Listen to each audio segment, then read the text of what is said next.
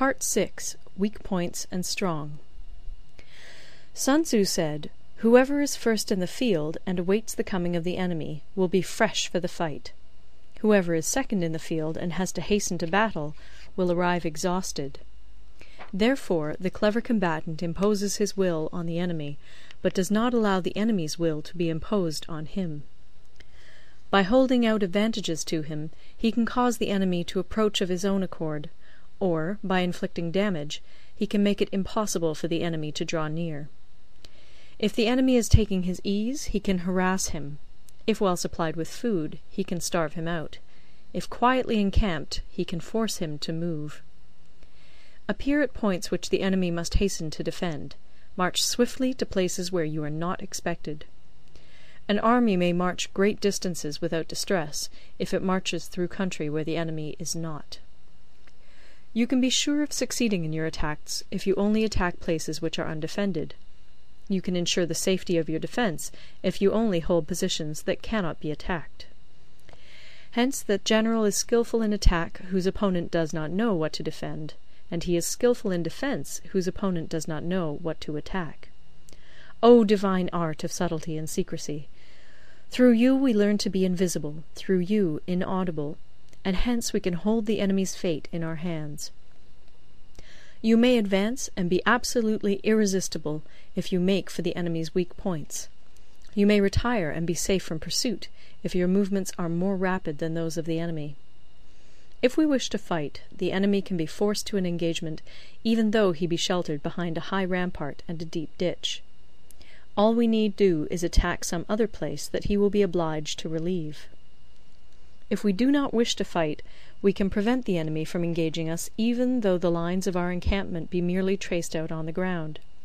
All we need do is throw something odd and unaccountable in his way. By discovering the enemy's dispositions and remaining invisible ourselves, we can keep our forces concentrated while the enemy's must be divided. We can form a single united body while the enemy must split up into fractions.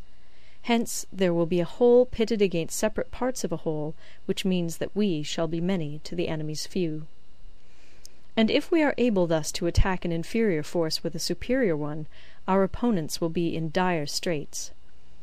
The spot where we intend to fight must not be made known, for then the enemy will have to prepare against a possible attack at several different points. And his forces being thus distributed in many directions, the numbers we shall have to face at any given point will be proportionately few. For should the enemy strengthen his van, he will weaken his rear. Should he strengthen his rear, he will weaken his van. Should he strengthen his left, he will weaken his right. Should he strengthen his right, he will weaken his left. If he sends reinforcements everywhere, he will everywhere be weak. Numerical weakness comes from having to prepare against possible attacks.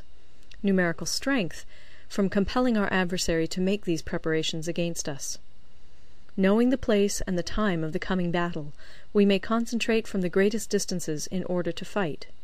But if neither time nor place be known, then the left wing will be impotent to succour the right equally impotent to succour the left, the van unable to relieve the rear, or the rear to support the van.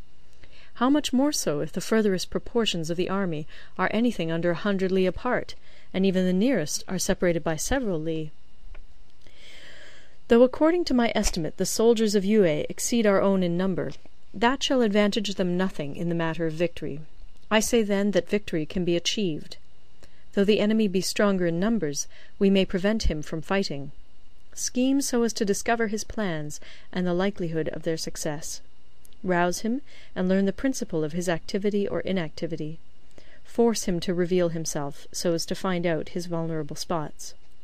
Carefully compare the opposing army with your own, so that you may know where strength is superabundant and where it is deficient.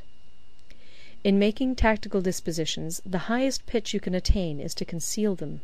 Conceal your dispositions, and you will be safe from the prying of the subtlest spies, from the machinations of the wisest brains. How victory may be produced for them out of the enemy's own tactics, that is what the multitude cannot comprehend. All men can see the tactics whereby I conquer, but what none can see is the strategy out of which victory is evolved. Do not repeat the tactics which have gained you one victory, but let your methods be regulated by the infinite variety of circumstances. Military tactics are like unto water, for water in its natural course runs away from high places and hastens downwards. So in war, the way is to avoid what is strong and to strike at what is weak. Water shapes its course according to the nature of the ground over which it flows. The soldier works out his victory in relation to the foe whom he is facing. Therefore, just as water retains no constant shape, in warfare there are no constant conditions. He who can modify his tactics in relation to his opponent and thereby succeed in winning may be called a heaven-born captain.